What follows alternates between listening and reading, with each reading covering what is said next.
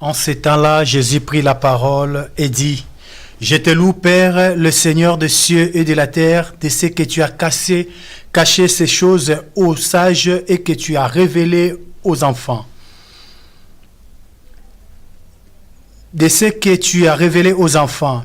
Je te loue, Père, le Créateur des cieux, de ce que tu as voulu ainsi.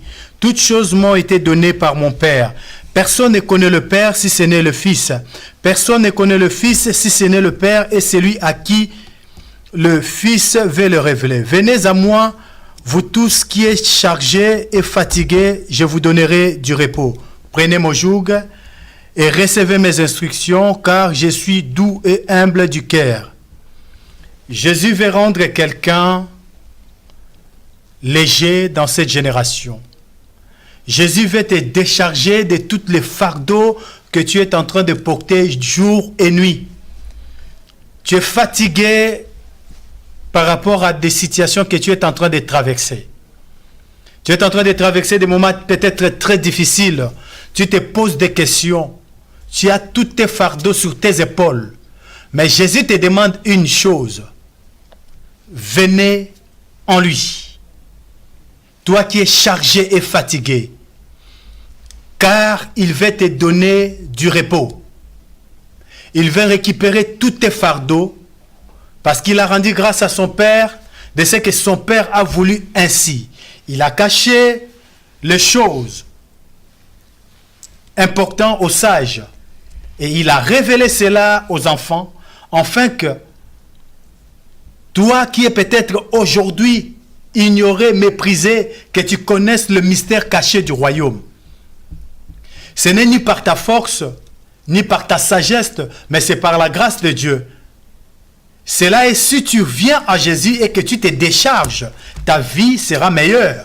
Tu brilleras dans ta génération, parce que la génération a besoin d'éclat. Ta vie même a besoin de palper les merveilles de Dieu. Vous savez, Dieu veut manifester sa gloire sur la terre au travers des hommes et des femmes qui se confient à lui. Nous sommes bien dans notre émission Lève-toi et brille. Décharge-toi pour que ta brillance, ton éclat soit manifeste dans ta génération. Je ne suis pas seul sur ce plateau de l'émission Lève-toi et brille ce soir. Je suis accompagné de ma sœur Sophie pour animer cette émission. Et je laisserai ma sœur Sophie présenter l'invité de ce soir. À vous la parole. Bonsoir pasteur, bonsoir. Soyez bénis. Bonsoir, soyez bénis ma sœur. Amen, amen. Alors bonsoir mes bien-aimés, restez surtout connectés et bienvenue encore ce soir sur le plateau EPV TV pour l'émission Lève-toi et brille. Alors Dieu vraiment nous a fait grâce ce soir parce que nous avons l'honneur et le privilège de vous présenter le docteur Sylvain Kilingo du ministère Micrem Rehoboth qui se trouve donc dans le 94. Il a son église dans le 94. Donc docteur, je vais vous laisser un petit peu vous présenter. Merci beaucoup, ma bienvenue. Sœur. Merci en tout cas. Merci ma sœur Sophie, merci pasteur Emmanuel, merci à vous téléspectateurs et merci à notre Seigneur Jésus-Christ. À lui seul soit la gloire et l'honneur parce que c'est lui qui nous a fait la grâce de nous retrouver ce soir. Amen. Merci en tout cas pour tout. Merci beaucoup, docteur Sylvain, pour votre présentation. Ce n'est pas la première fois, ça fait déjà plusieurs fois que nous vous avons reçu sur le plateau de notre émission Lève-toi et brille. La fois passée, vous nous avez apporté un message qui était tellement bénéfique pour une personne qui avait suivi et qui va vouloir encore suivre dans les jours à venir ce thème qui était très important, l'héritier et l'héritage. Aujourd'hui encore sur notre plateau, vous êtes revenu parce que vous êtes vraiment devenu habitué de notre plateau. Que le Seigneur vous fasse beaucoup de bien. Amen. Parce que ce que vous apportez aux téléspectateurs de l'émission Lève-toi et brille, c'est vraiment, ça confirme votre ministère des docteurs de la parole. Que Dieu soit loué pour cela. Je pense qu'aujourd'hui, vous nous avez encore apporté un thème que nous allons essayer de développer ensemble, de partager ensemble pour que quelqu'un qui est en train de nous suivre dans sa maison puisse vraiment retourner à la parole. Amen. Quel est le thème que vous nous avez amené, pasteur? Aujourd'hui, j'apporte un thème qui va édifier, en tout cas, beaucoup de chrétiens, je l'espère, en tout cas, du fond du cœur. Le thème, c'est le droit d'offrir. Pourquoi le droit d'offrir? Parce que tout le monde n'a pas le droit d'offrir quelque chose à Dieu. Ce n'est pas donné à tout le monde. Il y a des gens qui sont privilégiés pour offrir quelque chose à Dieu. Donc le thème, c'est le droit d'offrir. D'offrir quoi? D'offrir la prière, les parfums, c'est-à-dire le parfum, donc la prière, l'adoration, même se mettre à genoux, ce n'est pas donné à tout le monde. Même apporter son offrande, mettre dans le panier, ce n'est pas le droit donné à tout le monde. Même se mettre à genoux pour dire Dieu, tu es bon, ce n'est pas. C'est un travail donné à une catégorie de personnes. C'est de ça qu'on va développer aujourd'hui. Donc, que Dieu soit béni. Vous nous avez amené ce thème qui est merveilleux, que les téléspectateurs sont là. Ils sont vraiment à l'attente d'écouter vos reçus pour qu'ils en bénéficient de quelque chose. Parce que droit d'offrir, si c'est donné à certaines personnes et pas aux autres, mais c'est compliqué. À qui, par exemple, comme personne? Qui a droit, en fait, justement? C'est ça. C'est très intéressant. Et je pense que quand je vais commencer à développer, nous allons tous comprendre que certaines personnes ont droit. C'est aujourd'hui, je veux m'adresser à ces personnes-là qui ont droit d'offrir, qu'ils offrent à Dieu, parce qu'ils ne les font pas. Et je suis là pour conscientiser leur conscience, réveiller leur mémoire, qu'ils comprennent qu'ils ne sont pas n'importe qui. Ils ont quelque chose à offrir à Dieu. Ils ont tout, ils ont un travail à faire dans la présence de Dieu, mais ils ne le font pas malheureusement. Et nous allons voir comment l'Esprit va nous conduire. Et je pense que quelqu'un sera béni aujourd'hui. Amen. Mais alors, est-ce que vous pouvez nous dire un petit peu, docteur Sylvain, quand vous dites qu'une certaine catégorie a des choses à offrir à Dieu, ça veut dire que ça n'est pas tout le monde. Ce n'est pas alors du Donc, tout pas tout le monde. Quand vous dites ça, quand ça n'est pas tout le monde, ça comprend quelle sorte de personnes, quel genre de personnes justement? Qui ont quoi? Qui ont droit d'offrir ou qui n'ont pas le droit d'offrir? Qui ont droit d'offrir et puis qui n'ont pas le droit d'offrir. Ah, d'accord. Les deux en fait. D'accord. Le chrétien a droit, totalement droit donné par Christ. Le droit d'offrir. À qui? Donc le droit d'offrir à Dieu. À Dieu. Donc déjà le droit d'entrer dans la présence de Dieu. Parce qu'on offre quoi? De parfum. Où offre-t-on le parfum? C'est dans le lieu saint. Où se trouve le lieu saint? Les lieux saints se trouvent dans c'était entre le premier lieu, entre le lieu très saint et le lieu saint. C'est là où se trouvait le travail des sacrificateurs. Or, la Bible dit clairement que le Seigneur Jésus-Christ a fait de nous un royaume des sacrificateurs. Un sacrificateur ne travaille pas dans le parvis. Le parvis n'existe plus dans la Nouvelle Alliance. Le parvis n'a pas de place dans la Nouvelle Alliance. Le parvis a place que dans l'Ancienne Alliance. Dans la Nouvelle Alliance, déjà dans l'Ancienne Alliance, il y avait 3 places. Il y avait le parvis, dans le tabernacle, je parle du tabernacle, et dans le temple, il y avait le parvis, les lieux saints et les lieux très saints. Dans le parvis, il y avait tout le peuple d'Israël, tous sans exception, qui venaient avec des sacrifices, ils s'arrêtaient là. Dans le premier lieu qu'on appelle le parvis, où il y avait l'autel de sacrifice, et c'est là qu'ils s'arrêtaient pour sacrifier. Les sacrificateurs, ils ont leur travail dans le lieu saint.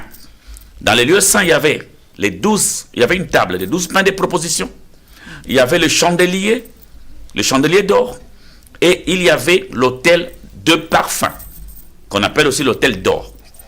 Et seuls avaient droit de rester dans ces lieux qu'on appelle le lieu saint, c'était des sacrificateurs. Pas n'importe quel peuple d'Israël, les autres restaient dans le parvis. Mais je suis en train de dire à quelqu'un qui est dans la Nouvelle Alliance, quand Jésus est mort, il est ressuscité, on n'a plus 3 pièces. On n'a plus le parvis, les lieux saints et les lieux très saints. On a une seule pièce. Donc Dieu et nous, de chrétiens, nous habitons tous dans une même pièce. Ça n'existe plus, il n'y a plus de barrière, il n'y a plus d'opposition, il n'y a plus d'intermédiaire, il n'y a plus personne, il n'y a que toi, chrétien, et ton Dieu face à face. La seule chose qui peut vous séparer au milieu, c'est l'autel. Quel autel? L'autel de parfum. C'est dans sur cet autel-là qu'on pouvait offrir des parfums qui sont aujourd'hui l'image de l'adoration, l'image du service. Donc on est dans la présence de Dieu pour l'adorer, pour le rendre gloire, hommage et honneur. Si vous permettez, on va lire dans 2 Chroniques chapitre 26. 2 Chroniques chapitre 26, et nous allons entrer dans les détails de ces choses. 2 Chroniques chapitre 26, nous commençons au 16e verset. 2 Chroniques 26, nous commençons au 16e verset. La Bible parle d'un roi qui s'appelait Osias. La Bible dit ceci. Lorsque le roi Osias fut puissant, son cœur s'éleva pour le perdre. Il pécha contre l'Éternel son Dieu. Il entra dans le temple de l'Éternel pour brûler des parfums sur l'autel des parfums. Le sacrificateur Azaria entra après lui avec 80 sacrificateurs de l'Éternel, hommes courageux qui s'opposèrent au roi Osias. La Bible dit, ces hommes-là, ils étaient total 81, ils s'opposèrent au roi Osias. Et ils dirent au roi Osias ceci, roi Osias, tu n'as pas le droit de faire quoi? D'offrir des parfums à l'Éternel. Ce droit appartient au sacrificateur. Je répète, ce droit appartient au sacrificateur. Là déjà on voit clairement que même si Osias était roi de Juda, Juda c'est le peuple de Dieu, ce n'est pas n'importe qui. Mais comme il n'était pas sacrificateur, il n'avait pas le droit d'offrir de parfum. Mais lui, par orgueil, il s'est permis d'entrer dans le lieu saint pour offrir de parfum à l'Éternel. Alors le sacrificateur Azaria et 80 autres personnes s'élevèrent, qui étaient des sacrificateurs, pour dire clairement au roi Osias, roi Osias, tu n'as pas droit d'offrir de parfum à l'Éternel. Et il précise, ce droit appartient. Je veux que tu me suis bien, mon frère, ma soeur. La Bible dit, ce droit appartient aux sacrificateurs. On va y revenir. Fils d'Aaron, qui ont été consacrés pour les offrir. Sors du sanctuaire, car tu commets un péché, et cela ne tournera pas à ton honneur devant l'Éternel Dieu. La colère s'empara d'Osias, qui tenait un encensoir à la main. Et comme il s'irritait contre les sacrificateurs, la lèpre éclata sur son front, en présence des sacrificateurs dans la maison de l'Éternel, près de l'autel des parfums. Le souverain sacrificateur Azaria et tous les sacrificateurs portèrent les regards sur lui, et voici, il avait la lèpre au front. Ils le mirent précipitamment dehors, et lui-même se hâta de sortir. Il se hâta de sortir parce que l'Éternel l'avait frappé. Le roi Osias fut lépreux jusqu'au jour de sa mort. Et il demeura dans une maison écartée comme lépreux, car il fut exclu de la maison de l'Éternel. Et Jotam, son fils, était à la tête de la maison du roi et jugeait le peuple du pays. Parole du Seigneur. Amen. Amen. Bien, mesdames et seigneurs, nous voyons clairement ici, c'est à l'époque où le tabernacle, le temple existait déjà. Et comme je disais tout à l'heure, le tabernacle ou le temple, c'était 3 pièces. Il y avait le parvis, le lieu saint et les lieux très saints. Dans le parvis, il y avait l'autel de sacrifice, il y avait la cuve des reins, et dans les lieux saints, il y avait la table de pain de proposition, 12 pains de proposition, il y avait les chandeliers d'or et l'autel d'or ou l'autel de parfum. Dans les lieux très saints, il y avait l'arche de l'alliance dans laquelle se trouvaient les 2 tables de loi, le pot de la manne et la verge d'Aaron qui avait fleuri, qui symbolisait l'image de Christ. Et on couvrait cela par un couvert qu'on appelait le propitiatoire. Je vais aller vite parce que je sais que ces messages, on peut en faire même tout un séminaire. Mais je vais essayer d'écourter cela parce que nous sommes conduits par les temps. Alors, peuple de Dieu, écoutez-moi. Je ferme ma Bible et on va aller droit au but. Dans l'ancien temps, comme nous le savons tous, dans l'ancienne alliance, il y avait seulement 3 catégories de personnes qui avaient droit à recevoir l'onction des dieux. C'était des rois. Eux avaient droit à l'onction des dieux. C'était des prophètes. Eux avaient droit à l'onction des dieux. Et c'était des sacrificateurs. Eux aussi avaient droit à l'onction des dieux. Alors, comme eux trois avaient l'onction de Dieu, donc ils pouvaient servir l'Éternel. Mais en ce qui concernait le service, et dans le lieu saint, et dans les lieux très saints, c'était un service réservé aux sacrificateurs. Ce n'était pas un travail donné aux prophètes ni aux rois. Alors le roi Osias, à cause de l'orgueil, il a tellement gagné des guerres, il s'est cru permettre de toutes choses. La Bible dit un jour, je ne sais pas, il a été piqué par quelle mouche, il se leva, il entra sans permission dans le lieu saint, ce qui n'était pas permis pour lui. Il arrive là-bas, il y avait de l'autre côté le sacrificateur Azaria et 80 autres sacrificateurs, des hommes courageux, dit la Bible. Ils ont dit, mais ce n'est pas possible. Même si tu es roi, tu n'as pas droit d'entrer pour offrir à Dieu. Nous voyons clairement que offrir à Dieu, ce n'est pas le droit de tout le monde. Parce que le sacrificateur Azaria le dit clairement. Il dit ce droit est réservé aux sacrificateurs. Maintenant, je reviens rapidement, à la nouvelle alliance. Parce que nous devons, étant chrétiens, tu dois savoir qu'il y a deux alliances. Il y a eu une première alliance que Dieu a traitée avec Moïse et Israël. Et il y a une deuxième alliance. Un chrétien qui a du mal avec ces problèmes d'alliance ne comprendra jamais la Bible tout entière. Aura du mal à maîtriser les Écritures parfois. Parce que la Bible dit clairement dans Hébreu, si tu lis bien Hébreu, tu vas bien comprendre ces choses. La Bible dit, si Dieu a permis qu'il y ait une deuxième alliance, c'est parce que dans la première alliance, il y avait des failles. Dieu ne peut pas permettre une deuxième alliance si la première était bonne. Or, la première alliance, c'était l'ombre des choses à venir. Mais il y a une deuxième alliance qui est la plus meilleure. Dans cette deuxième alliance, nous devons comprendre que les jours où le Seigneur Jésus est mort à la croix, la Bible dit, il y eut de ténèbres à la surface de la terre. Ça, c'est le premier événement extraordinaire. Le deuxième, la terre trembla. Ça, c'est le deuxième événement extraordinaire. Et le troisième événement le plus important, la Bible dit, le rideau du temple se déchira de haut en bas. Ça, c'est très capital et très important. Nous devons comprendre ceci. Quand des sacrificateurs travaillent dans les lieux saints, ils n'ont pas droit d'entrer dans les lieux très saints parce que là, il y a la présence de Dieu. Ils travaillent dans le lieu saint, mais il y avait un rideau, un voile qui les empêchait d'entrer dans la présence de Dieu. Ils s'arrêtaient dans le lieu saint pour offrir de parfums. Ils avaient droit au pain des propositions. Ils avaient droit d'éveiller sur la lumière du chandelier. Ça ne pouvait pas s'éteindre. Ils avaient droit de travailler là-bas. Ce n'est pas n'importe qui. Tous les autres peuples restaient dehors. Seulement le souverain sacrificateur, lui, il avait droit de travailler dans le lieu saint, dans la présence de Dieu. Et même, on lui attachait une chaîne dans le pied. Au cas où il mourait là-bas, comme personne ne peut entrer dans la présence de Dieu, s'il meurt là-bas, on le tire. Alors, peuple de Dieu, enfant de Dieu, je m'adresse à vous. Je suis en train de dire ceci, très important. Je vais aller droit au but sans faire des détours. Toi, chrétien tel que tu es là, tu y es un chrétien qui vit dans le lieu saint. Pourquoi tu vis dans le lieu saint? Parce que Apocalypse chapitre 1, versets 5 et 6 nous dit clairement que Christ, Jésus-Christ, nous a délivrés.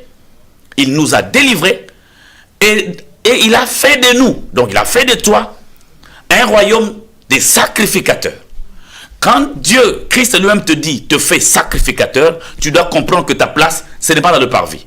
Car celui qui est dans le parvis ne peut pas jouir du bonheur du lieu saint. Et celui qui est dans le lieu saint ne peut pas jouir du bonheur du lieu très saint, là où habite Dieu. Donc toi, chrétien, je t'interpelle. Tu n'as pas droit de rester dans le parvis. Pourquoi? Parce que dans la nouvelle alliance, il n'y a plus 3 pièces. Il n'y a qu'une seule pièce. C'est quoi cette pièce? C'est le parvis et les lieux saints. Mais pourquoi j'ai dit une seule? Parce que les jours de la mort de Jésus, le voile se déchira. Or, si le voile se déchire, donc c'est-à-dire il n'y a plus de séparation. Et la Bible dit bien à Hébreu que Jésus est venu inaugurer une voie, un contact direct. C'est Jésus qui a fait ça. C'est pourquoi j'aime beaucoup Jésus. J'aime ce qu'il a fait. C'est pourquoi je parlerai de Jésus toute ma vie. Il est au-dessus de toutes choses. C'est grâce à lui que moi tel que je suis là, je peux me tenir devant Dieu. La Bible dit autrefois ennemi de Dieu, par Christ, je suis devenu ami de Dieu, enfant de Dieu. Autrefois éloigné de Dieu, aujourd'hui par l'œuvre de Christ, je suis proche de Dieu. Mais proche comment? Pas dans le parvis. Si tu es dans le parvis, tu n'es pas proche de Dieu. Il enlève le rideau et Dieu qui se cachait derrière le voile, est maintenant visible. Donc nous sommes dans la présence de Dieu. Pourquoi je donne ce message? Même dans Apocalypse chapitre 5, verset 10, la Bible dit clairement qu'il a fait de nous un royaume des sacrificateurs. C'est clair et bien précis. Si tu veux bien lire la Bible, lis tout le livre d'Hébreux, tu comprendras ce que c'est le tabernacle, ce que c'est le temple, ce que c'est le culte d'ailleurs. Et tu comprendras beaucoup de choses sur ce que je suis en train de dire. Alors mon frère, ma soeur, tu es chrétien, ça fait des années que tu es chrétien. Mais ton pasteur ou ton apôtre ou ton évangéliste, ton docteur, je ne sais pas qui, ton prophète, se prend pour un intermédiaire. J'insiste, au nom de Jésus, tu dois savoir que depuis la mort et la résurrection de Jésus-Christ, depuis la naissance de l'Église, il n'y a plus d'intermédiaire. Je répète, tu n'as pas besoin d'un intermédiaire.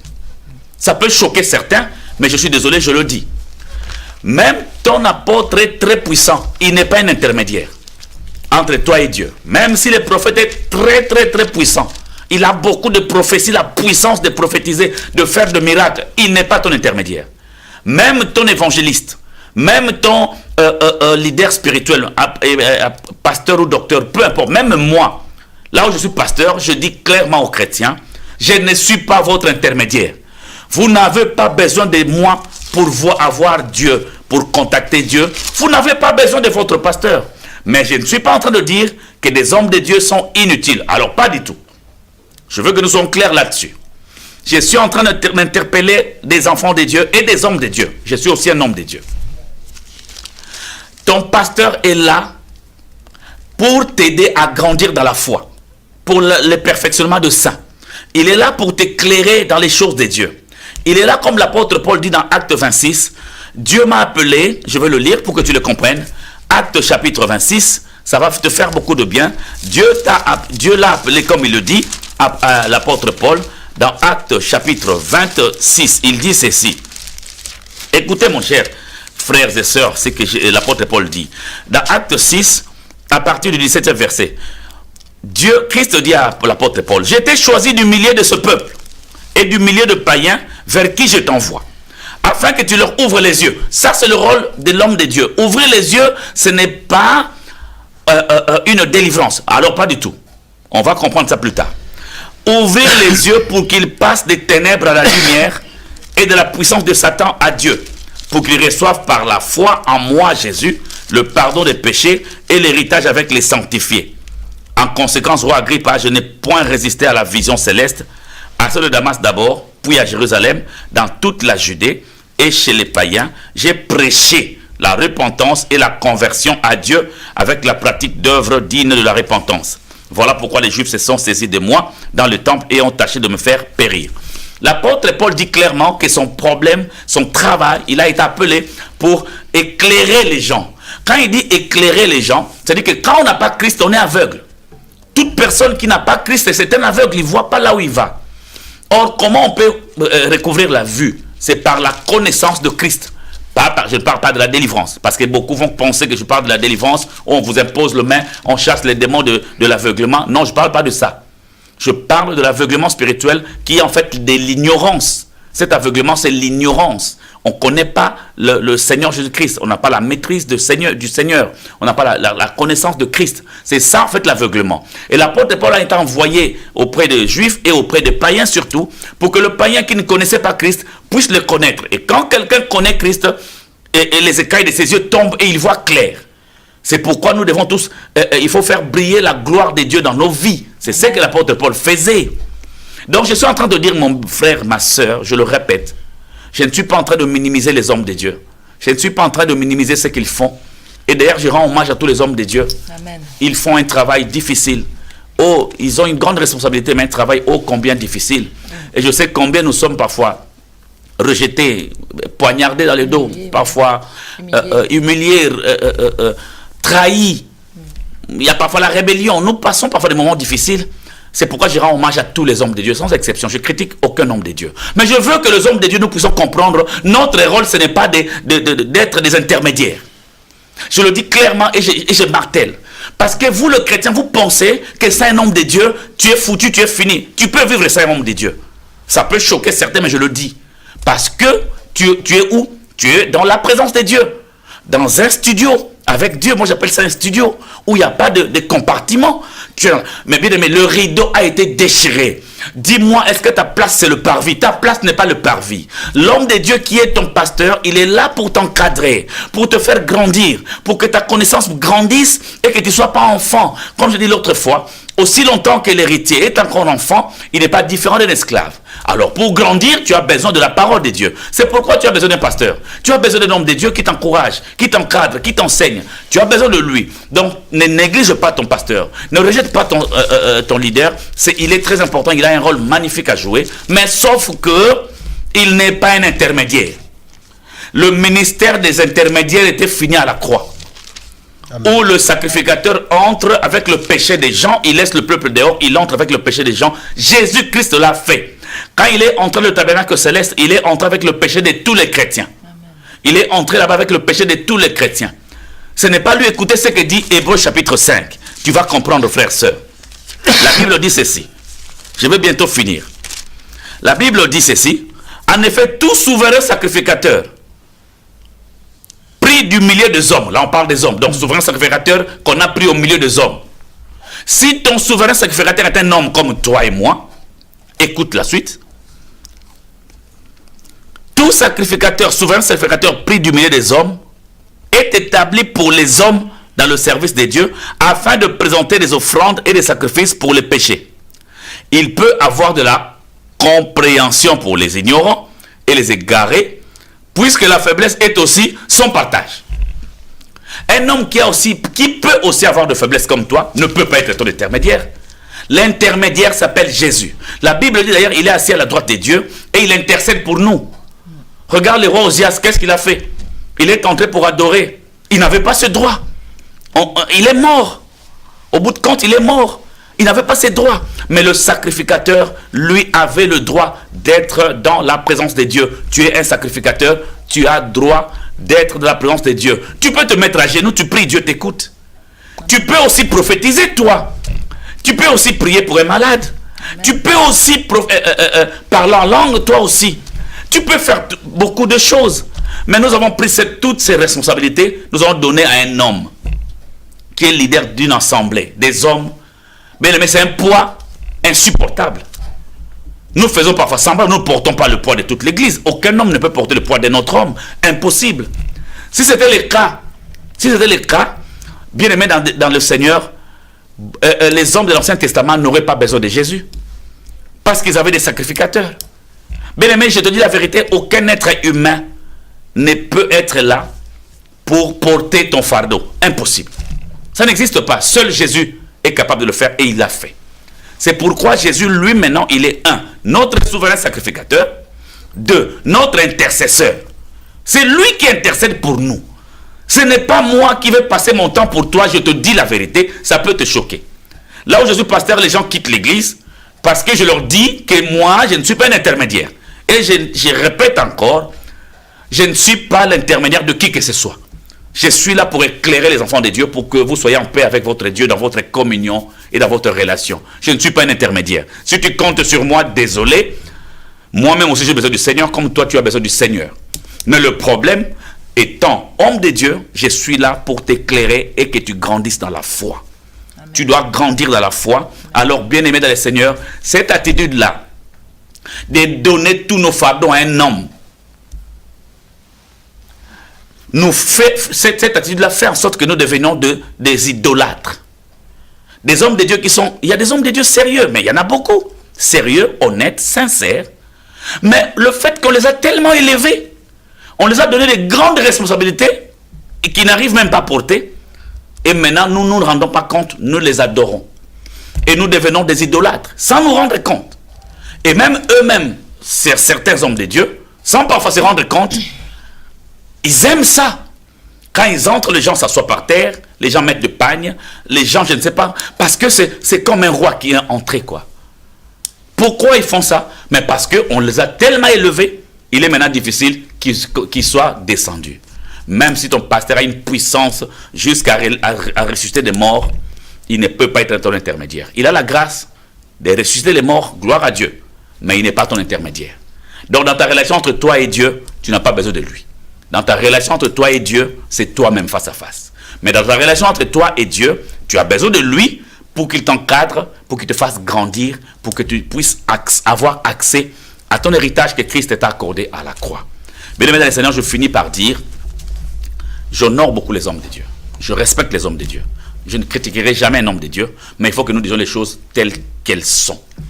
Un homme de Dieu, peu importe ce qu'il est, il n'est pas un intermédiaire. Il n'est pas le porte-parole. Tu n'as pas besoin de lui dire des choses et lui dit à Dieu. Dieu lui dit et il vient te dire. Non, c'est faux. Ça, c'est le leadership de l'ancienne alliance. C'est comme ça que ça s'est passé dans l'ancienne alliance. Nous ne sommes plus dans l'ancienne alliance, nous sommes dans la nouvelle alliance. Et d'ailleurs, si Dieu permet, prochainement, si Dieu le veut bien, je parlerai du ministère prophétique de l'ancienne alliance et du ministère prophétique de la nouvelle alliance. Ce n'est pas la même chose.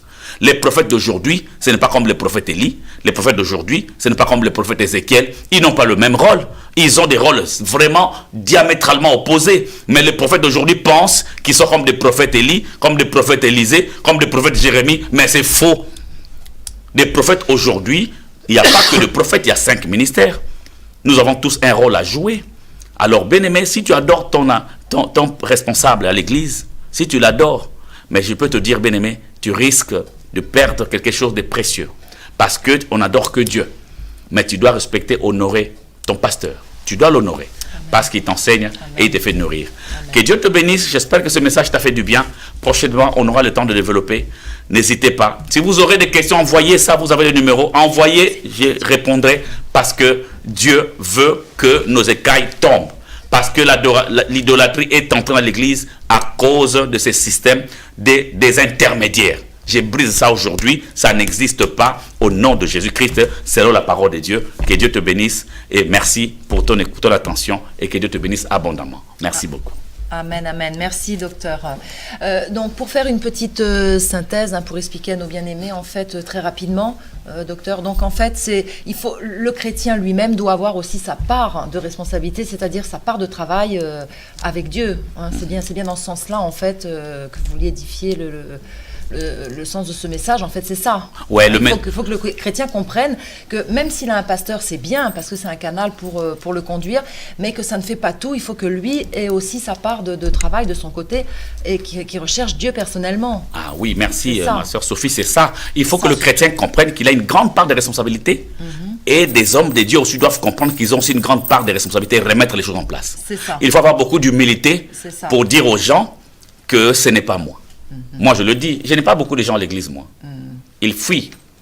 Oui, parce que souvent, on a tendance mais à pourquoi avoir un pasteur qui n'est pas un intermédiaire? Il sert à quoi? Voilà, parce qu'on ne leur dit pas le vrai rôle d'un homme de Dieu.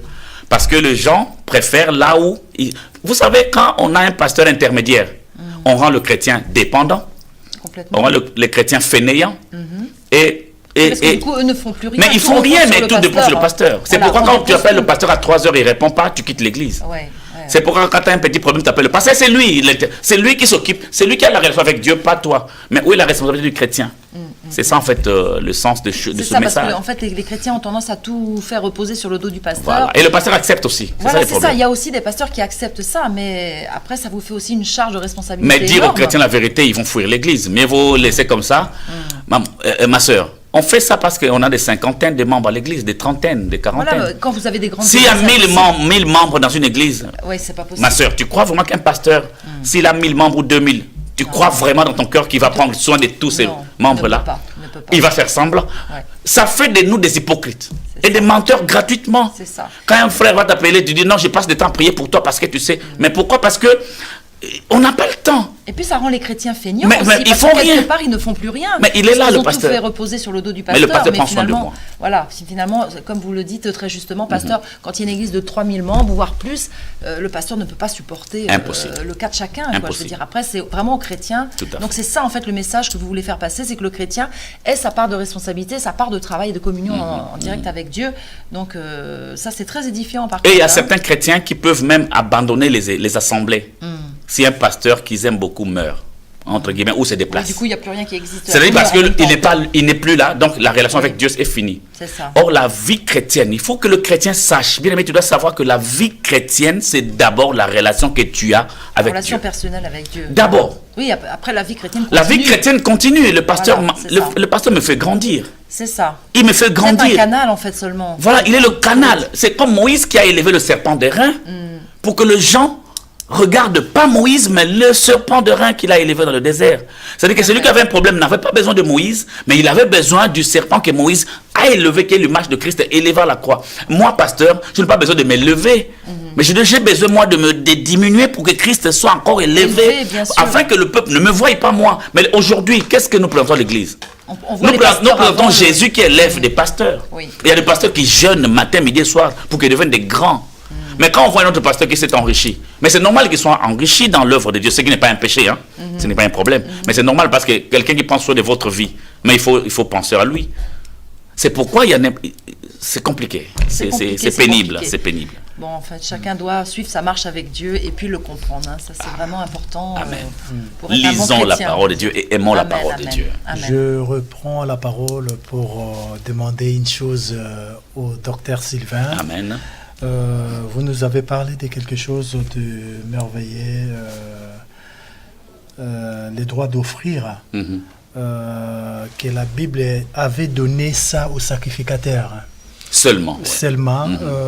Nous avons vu que ce roi Osias il avait osé offrir des sacrifices qu'il n'avait pas droit. Il était frappé par la lèpre. L'Éternel l'avait frappé. Pourquoi? Parce qu'il n'avait pas droit. Il avait reçu l'onction royale. Mais pas l'onction sacerdotale. Mais vous avez dit quelque chose d'important, docteur, que Dieu a fait de nous un royaume des sacrificateurs. J'aimerais bien que vous puissiez vraiment éclaircir, a fait de nous. Expliquez-les nous là, parce que je voulais pas aller dans les détails de choses profondes, fortes, mais j'aimerais bien que vous expliquiez les choses simples comme ça. A fait de nous. Il a fait de qui? Est-ce qu'il a fait des pasteurs? Les royaumes des sacrificateurs, aujourd'hui, c'est les pasteurs qui sont sacrificateurs. Et on retrouve même l'Ancien Testament dans les communautés évangéliques du XXIe siècle.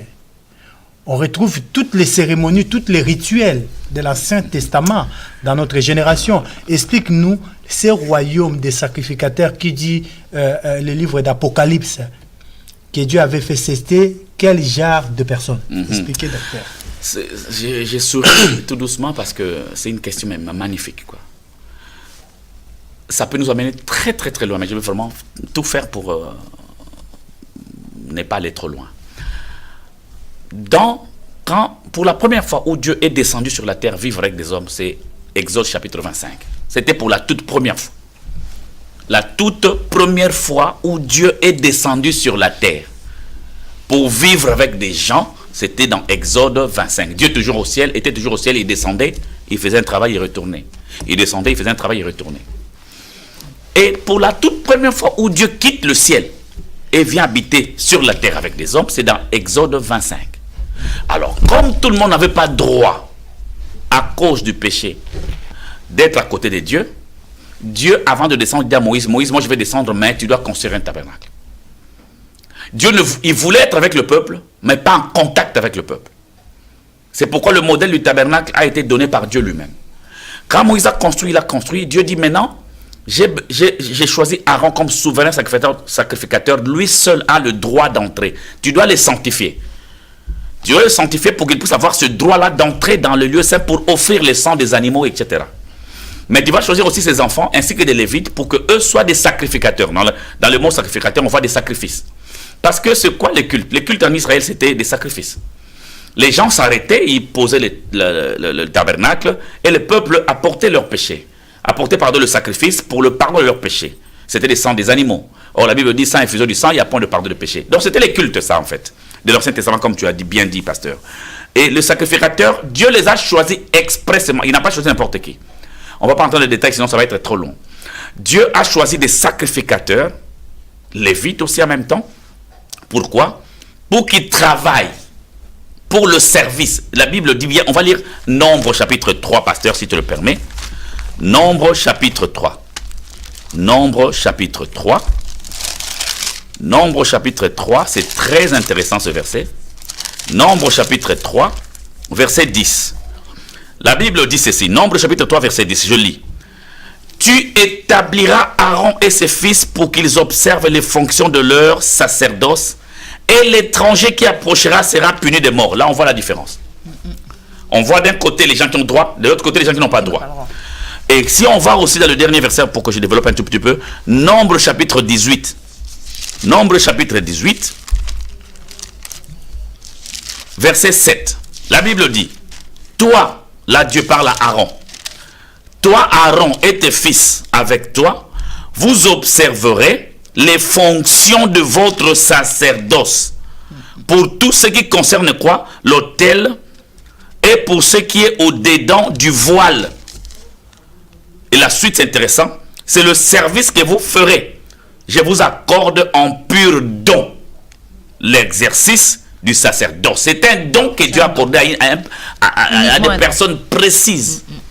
Et il dit, l'étranger qui approchera sera puni de mort, sera mis à mort. Donc, c'est pour ce n'est ça pas tout le monde. roi Osias, malgré qu'il était roi de Juda, il n'avait pas droit, parce qu'il n'était pas sacrificateur. Il était étranger dans les sacerdoces. Voilà. Mais il est roi de Juda.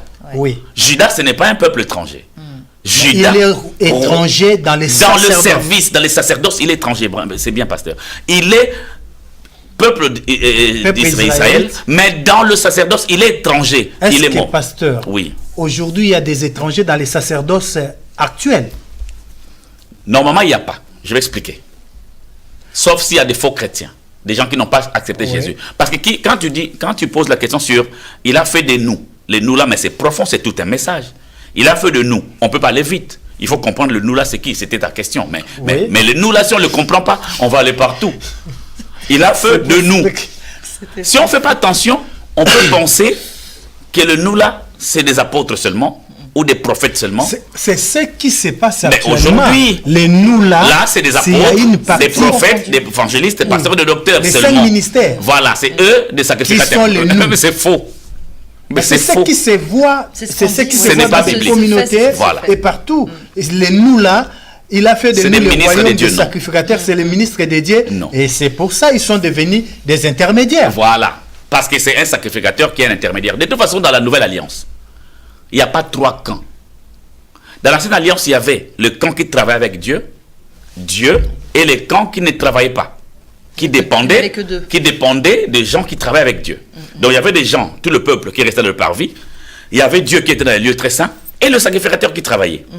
Dans la nouvelle alliance, il n'y a pas 3 camps, il n'y a que 2. D'un côté, il y a Dieu, de l'autre côté, il n'y a que le sacrificateur. Il n'y a pas un 3e camp, ça n'existe pas. Donc tout chrétien dans la nouvelle alliance, tout chrétien entre dans la dispensation du sacerdoce. Tout chrétien, toute personne qui donne sa vie à Jésus est un sacrificateur. Cela ne veut pas dire qu'ils sont tous pasteurs. Ah non, du tout. C'est ça. Ah non. C'est ça la précision. Donc je veux dire, la nuance. Un pasteur c'est un sacrificateur, un chrétien ordinaire c'est un sacrificateur. Mais il y a ils ont des rôles différents. Il y a le ministère comme don. Voilà, il y a le ministère comme un don que Dieu a donné aux uns, aux autres. Le ministère, docteur, j'aimerais bien... je suis pasteur, mais je ne vais pas expliquer. J'aimerais bien vous laisser expliquer. Le ministère a quoi comme rôle? Si on va dans Ephésiens chapitre 4, verset 11, même s'il y a plusieurs explications, mais je vais rester sur celui-là seulement. Ephésiens chapitre 4, verset 11. Il a donné les uns comme. Déjà, les comme là, c'est tout un message. Oui. Quand il dit comme, déjà la Bible quelque part dit le diable rôde comme. Un modèle typologique. Voilà. Quand la Bible dit le diable rôde comme un lion, donc le diable n'est pas un lion. On essaie de nous faire comprendre un peu ce qu'il a à peu près.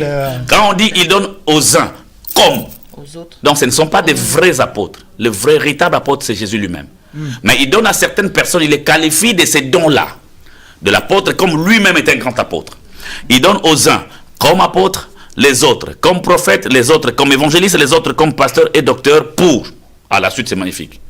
Là c'est précisé. Pourquoi? Pour les perfectionnements des saints, pour l'édification du corps, pour l'unité de la foi, afin que le chrétien arrive à la connaissance du Fils de Dieu. Vous voyez, pasteur, je vais tout lire parce que j'ai sauté des choses. Pour le perfectionnement des saints en vue de l'œuvre du ministère et de l'édification du corps de Christ. Jusqu'à quand? Jusqu'à ce que nous là c'est les chrétiens dans l'église, donc des sacrificateurs. Je peux changer jusqu'à ce que des sacrificateurs que nous sommes, nous soyons tous parvenus à quoi? À l'unité de la foi et à quoi? Et à la connaissance du Fils de Dieu. Donc, ils ont Mais les hommes ce de n'est Dieu. pas l'objectif qui est atteint aujourd'hui. Mais aujourd'hui, nous faisons autre chose. C'est pourquoi vous allez vous rendre compte que quand on est leader d'une assemblée locale, on fait tout pour avoir une puissance quelconque différente des autres. Et cette puissance-là, c'est cette deuxième question qui me venait avant que je laisse la sœur Sophie poser la question. C'est cette puissance-là qui est accompagnée des dons spirituels qui rend les gens captifs à l'idolâtrie moderne. C'est ce qui fait que les gens, au lieu de venir apprendre à adorer Dieu, à se perfectionner en vue de l'œuvre de ministère, les gens viennent admirer les dons, les charismes, le prophétie, l'audace, parce que les autres, il n'y a même pas les dons. Il n'y a que le courage et le punch fait que les gens sont bien animés. Il y a aussi la musique, on n'oublie pas. Il y a aussi une très belle mélodie dans l'église, ça fait danser, on dit il y a l'esprit. Mais il y a que la belle mélodie qui joue. Ça fait que tous ces ingrédients qui sont mis dans un culte actuellement fait que les gens, au lieu de chercher à se perfectionner, les gens rentrent dans l'admiration et dans l'idolâtrie sans les savoir qu'ils sont dans l'idolâtrie. Ils s'en rendent pas compte. Ils s'en rendent pas compte. Sortez de cette idolâtrie moderne. Peut-être vous ignorez. Oh non, on respecte parce que il y a un verset que ma sœur va poser la question là, qui est très important. En rapport avec la première partie, ce dont on a déjà vu avec le docteur Sylvain. Docteur, pouvez-vous nous parler un petit peu du verset 1 Corinthiens 3, verset 8 1 Corinthiens 3, verset 8, je pense que ça parle de Paul et d'Apollos. Voilà, tout à fait. Qu'est-ce que vous pouvez nous dire un petit peu, je vais expliquer un petit peu. La Bible, Paul dit, je vais lire. Oui. Vous pouvez commencer 1 Corinthiens avant 3, 6, au verset 6. J'ai planté, Apollos a arrosé. Donc 1 Corinthiens 3, 6. Apôtre Paul dit, j'ai planté, Apollos a arrosé, mais Dieu a fait croître. En sorte que ce n'est pas celui qui plante qui est quelque chose, ni celui qui arrose, mais Dieu qui fait croître. Celui qui plante et celui qui arrose sont égaux, et chacun recevra sa propre récompense selon son propre travail. Car nous sommes ouvriers avec Dieu. Vous êtes le champ de Dieu, l'édifice de Dieu. C'est une bonne question, ma sœur Sophie. Amen. Déjà, je vais commencer par dire que si l'apôtre Paul se permet de dire ça, c'est parce que il a constaté quelque chose que nous constatons aujourd'hui. Aujourd'hui, il y a les églises, moi j'appelle plus les églises, je les appelle plus des églises. Vous appelez ça comment? Des piscines de Bethesda. Des piscines de Bethesda. Parce que c'est des églises. Parce que dans la piscine de Bethesda, c'est la compétition. C'est des compétitions. Pas toute l'église. Pardonnez-moi si vous êtes choqués, mais pas toute l'église. Mais je parle en général. Donc, il y a des églises qui sont vraiment correctes. Gloire au Seigneur et aux pasteurs qui sont corrects. Vraiment, là, de ce côté-là, soyons tranquilles. Alors, quand j'appelle les églises aujourd'hui de piscine de Bethesda, parce que c'était Dieu lui-même ne venait pas. Donc, Christ ne venait pas. Mais il a envoyé un ange, que je peux dire aujourd'hui un responsable, un leader d'une assemblée locale. Et quand cet ange descendait dans l'eau, il a agité la piscine, parce que là, dans cette piscine-là, il y avait plein de malades. Celui qui entrait le premier dans l'eau, c'était lui qui était guéri. Celui qui entrait en deuxième n'était pas guéri. C'est une compétition. Or, c'était Bethesda, lieu de la miséricorde. Bethesda. Beth, c'est maison. Donc, la maison de miséricorde. Mais il n'y avait pas de miséricorde là-bas. C'était un lieu de compétition. Même si la Bible ne dit pas, mais je peux imaginer que les gens se bagarraient. Celui qui était là avant, l'autre était là. Voilà. Et raison pour laquelle vous allez voir dans nos églises aujourd'hui, l'apôtre Paul a constaté que certains étaient pour Apollos, d'autres étaient pour Paul, et d'autres préfèrent les prophètes X, parce que lui, waouh, il a le charisme. Mais les autres n'aiment pas trop le docteur Sylvain, parce que lui, c'est plus les enseignements. Lui, il nous saoule. Non, moi, je préfère le docteur Sylvain, parce que lui, c'est l'enseignement. Non, moi, je préfère les pasteurs Emmanuel, parce que lui... En fait, ils deviennent sélectifs. C'est la compétition. Et même des chrétiens qui quittent A, qui va à B, qui quittent B, qui va à C, mais c'est la compétition. Ils sont c'est vrai, tous en concurrence. Mais ils sont à la concurrence. Mais parce que on a mis en place un système qui crée la concurrence, qui crée l'idolâtrie, qui crée la dépendance. Mais ça crée. Il faut que les hommes de Dieu se lèvent. Vraiment, j'ai lancé un appel à tous les hommes de Dieu, nos aînés dans la foi. Pasteur, si tu peux permettre. Je lance un appel. Ici en France, il y a des hommes de Dieu qui ont commencé avec nous, que je peux appeler entre guillemets des pères, entre guillemets. Levez-vous, pères, dans la foi. Réunissez-nous. Il faut que nous arrivions à parler, parce que le système, même si ça a eu des avantages, mais il y a beaucoup plus de désavantages. Parce que dans l'église, il ne peut pas y avoir des injustices. C'est ça. Même Dieu, à cause de ce système mis en place, il est devenu comme quelqu'un d'injuste. Comment expliquer qu'on pousse les gens à chercher Dieu dans la profondeur de la prière, mais d'une manière extraordinaire, et l'un reçoit, l'autre ne reçoit pas. Mais celui qui ne reçoit pas, il se pose des questions. J'ai mal prié, certainement Dieu ne m'aime pas. On fait des dieux. Ça crée même la frustration, la concurrence. Et même les hommes de Dieu se posent des questions. Comment l'autre homme de Dieu, il est comme moi, il prêche comme moi, voilà, il a un jet privé. Voilà, c'est ça. Et moi, j'en ai pas. Et moi, j'en ai pas. Qu'est-ce qui fait qu'il a 5000 membres et moi, j'ai 100? Et ça commence à créer des frustrations. Ce n'était pas le cas avec les apôtres. Quand l'église de Corinthe a voulu commencer cette histoire de 1 Corinthiens chapitre 3. L'église de Corinthe a voulu commencer cette histoire-là. Que dans une même assemblée, il y a ceux qui étaient pour Paul, ceux qui étaient pour Apollos. Ils disaient non, parce que Paul était fort dans les écrits. Il n'était pas fort dans l'éloquence. Apollos, lui, n'écrivait pas. Lui, quand il venait, quand il parlait, mais on avait la chair de poule. Voilà, donc c'est la différence en fait. Et les gens, il y avait un groupe de gens qui préféraient Paul, un autre groupe qui préférait Apollos. Mais Paul a dit, mais qui est Paul, qui est Apollos, des serviteurs par le moyen duquel vous avez été sauvés, entre guillemets. Donc, moi, j'ai arrosé, il le dit, hein, j'ai planté. Donc, j'ai planté quoi? La parole. J'ai planté la parole dans vos cœurs. Apollos, lui, il a arrosé. Donc, quand moi, je prêche, je plante quelque chose dans votre cœur, mais la chose n'a pas encore poussé. Quand Apollos vient, il arrose la même parole. Nous avons une même sémence qui est Christ. Moi, je plante Christ, lui, il arrose Christ. C'est-à-dire que nous tournons autour de Christ. C'est la même chose. Mais la croissance ne dépend ni de moi, Paul, ni d'Apollos, ça dépend de Dieu. C'est Dieu qui fait croître. Mais les gens préférés, c'est lui qui fait plus croître que celui qui arrose seulement. Parce que celui qui arrose, il est moins, mais celui qui fait, qui arrose, celui qui plante, il est rien, mais celui qui arrose, il est mieux parce que c'est par lui que ça va pousser. C'est ce qu'on voit dans nos églises, ceux qui préfèrent les miracles, il y en a d'autres qui préfèrent la parole. Mais derrière le miracle, et je vais dire quelque chose qui va choquer beaucoup de gens. Frères, sœurs, l'église n'est pas une assistante sociale. L'église n'est pas un hôpital. L'église n'est pas un HLM, une association de HLM. Voilà, l'église n'est pas un hôpital, je le répète. Si vous êtes malade, priez, parce que vous êtes chrétien. Mais après, allez voir un médecin. Si vous êtes dans le chômage, allez dans les agences d'intérim. Ne priez pas pour que le pasteur, votre pasteur vous donne du travail. Cela rend les gens malheureux, parce qu'au bout de compte, on va se rendre compte qu'on n'aura toujours pas le travail. Et le pasteur continuera pour ne pas aussi se rabaisser, continuera à vous soutenir par la foi infondée. Or, si vous sortez simplement, vous avez l'agence intérim ou dans le pôle emploi, vous avez 9 chances sur 10 de trouver un travail. Simplement, arrêtez de fatiguer de pasteur. Vous êtes responsable de votre propre relation avec Dieu. Laissez le pasteur dans leur rôle, parce que vous le poussez parfois à bout. Nous aussi, le pasteur, nous devons changer. Disons la vérité aux chrétiens. Donc, c'est un conflit qui s'est tenu à l'église.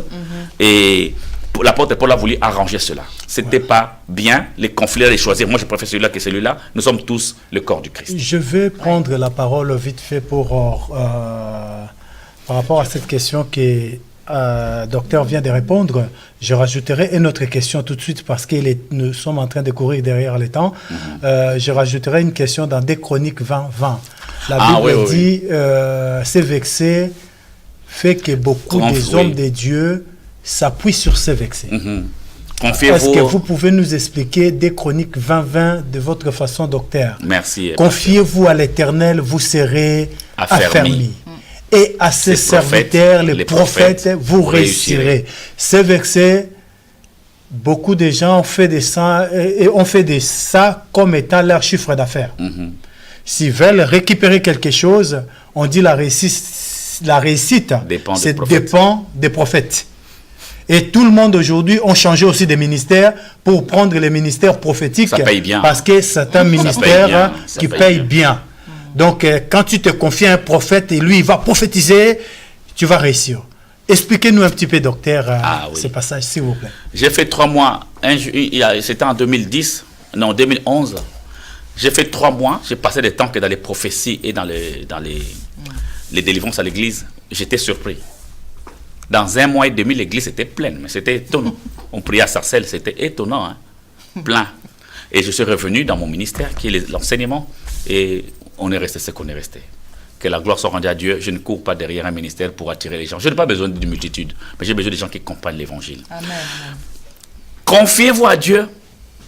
vous serez affermis. Confiez-vous à ces serviteurs, les prophètes, vous réussirez. Déjà, je vais dire 3 points ou 4 peut-être. Premier point, le ministère prophétique d'hier, ce n'est pas le même ministère prophétique d'aujourd'hui. Ce n'est pas la même chose.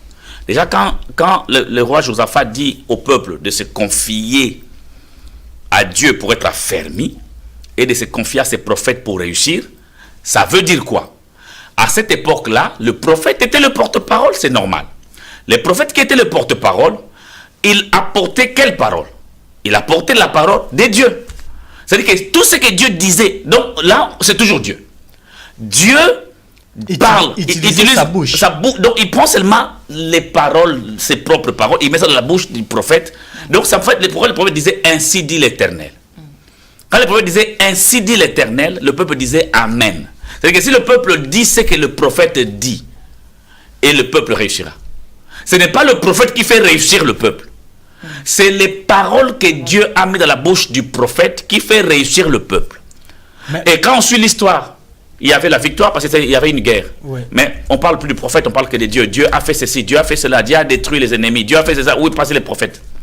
Les prophètes sont là pour apporter une parole, mais la parole de l'Éternel. Mais on ne lit pas cette... on ne lit pas tout le verset. On lit pas tous les versets, on lit seulement 20. Parce que la suite n'est pas lue. La suite, on voit que c'est Dieu maintenant qui intervient. Ouais. Mais le problème, c'est quoi, pasteur? Aujourd'hui, à cette époque-là, le prophète était l'intermédiavid. C'est lui qui prenait. C'était pas pareil. Lui, il écoutait ce que le peuple disait, il disait à Dieu, et Dieu disait, même quand David était un roi, l'homme selon le cœur des dieux. C'est fort cette phrase. L'homme selon mon cœur, c'est Dieu qui dit ça. Mais il avait un prophète. Je pense que les temps nous presse là. Donc, vous allez revenir sur votre message de prophète comme vous nous avez promis sur le même plateau. Comme ça, on va développer cette partie-là qui est très intéressante. Ah, oui. Confiez-vous à l'Éternel. Lui seul peut vous amener loin. Revenez à Jésus. Amen. Lui qui était venu nous montrer le Père. Et lui seul qui donne la vie éternelle. Nous allons laisser à Dr Sylvain de conclure le message de ce soir parce que le temps presse. Faites-nous une petite conclusion, la docteur, rapide pour que... Hébreux chapitre 1, versets 1 et 2, la Bible dit ceci. Après avoir autrefois, à plusieurs reprises, pas une fois mais plusieurs reprises, et de plusieurs manières, pas une seule manière mais plusieurs manières, parlé à nos pères. Après avoir autrefois parlé à nos pères, pas à nous, mais à nos pères, par des prophètes. Dieu parlait à nos pères par des prophètes, pas à nous. Dieu utilisait des prophètes pour parler, pas à nous, mais à nos pères. Dieu, dans ce dernier temps, nous a parlé par le Fils. Revenons au Fils. Dieu nous parle aujourd'hui, pas par un prophète, il nous parle par le Fils. Mais il nous a donné aussi les dons de la prophétie. Pas seulement aux prophètes, c'est un thème profond, pasteur. Donc les dons de la prophétie, les dons, c'est donné à tout le monde. À tous les chrétiens. Les dons de la prophétie ne fait pas des prophètes actuels les centres ou les intermédiaires entre Dieu et les hommes. Ils sont que des hommes qui ont reçu des dons de Dieu, qu'ils utilisent pour l'édification des corps en vue de l'œuvre du ministère. Appuyez-vous à Jésus, parce que lui seul qui est venu nous révéler la volonté de son Père. Amen. Amen, amen. Si nous revenons à Jésus, il nous fera beaucoup de bien. Et notre vie sera éclairée. Et nous ne serons pas des hommes et des femmes flottant à tout vent des doctrines. Il est temps de comprendre le message de ce soir qui nous a été donné par le docteur Sylvain sur les droits d'offrir. Tu as droit d'offrir un sacrifice à Dieu. Ce sacrifice que tu peux offrir à Dieu, que Dieu peut agréer, c'est Jésus. Amen. Le seul sacrifice que Dieu agrée, ce n'est pas un prophète, ce n'est pas un bishop, ce n'est pas un pape, mais c'est Jésus-Christ. Lui seul. Lui seul. Offrez à Dieu Amen. Ce sacrifice. Que le Seigneur vous bénisse. Je vais laisser un mot au docteur et puis à ma sœur Sophie avant la clôture de notre émission. Jésus le matin, Jésus à midi, Jésus le soir, Jésus la nuit, Jésus 24 heures sur 24 Jésus 7 sur 7, lui et lui seul méritait tout ce qu'on peut imaginer. Demeurez Amen. bénis, merci. Amen. Amen. Merci beaucoup encore, docteur Sylvain, par ce message vraiment très, très édifiant. Je pense que mes bien-aimés vraiment ont apprécié et puis on a bien compris maintenant qu'il faut vraiment avoir une communion importante et vraiment seul à seul avec Dieu. Hein. Voilà, donc encore un grand, grand merci à vous et puis Dieu nous fera grâce de vous recevoir une prochaine fois. Avec plaisir. Pour encore des sujets Avec très intéressants. Merci à vous, merci à vous. Beaucoup. Merci aux Merci téléspectateurs. Merci, Que Dieu vous bénisse. Nous allons nous retrouver les samedis prochains avec d'autres invités sur le même chaîne, EPV Télé. C'était à vous, le pasteur Emmanuel et la sœur Sophie. Et notre invité, le docteur Sylvain, c'est votre émission à vous. Lève-toi et brille. Restez toujours connectés. Partagez cette vidéo. Demandez aux gens de suivre. Il y a une très grande bénédiction au travers de ce message. Que le Seigneur bénisse à la réalisation. Nous avons un autre frère Christian qui était accompagné de notre sœur. Et que le Seigneur bénisse notre concepteur Maman Nadine et le pasteur Constant. Nous allons nous retrouver très bientôt. Que la gloire de Dieu soit sur vous. Nous n'avons pas oublié l'apôtre Michel qui était à côté. Il était en train de suivre cette émission. Que l'Éternel bénisse. À très bientôt. Amen, merci. Merci.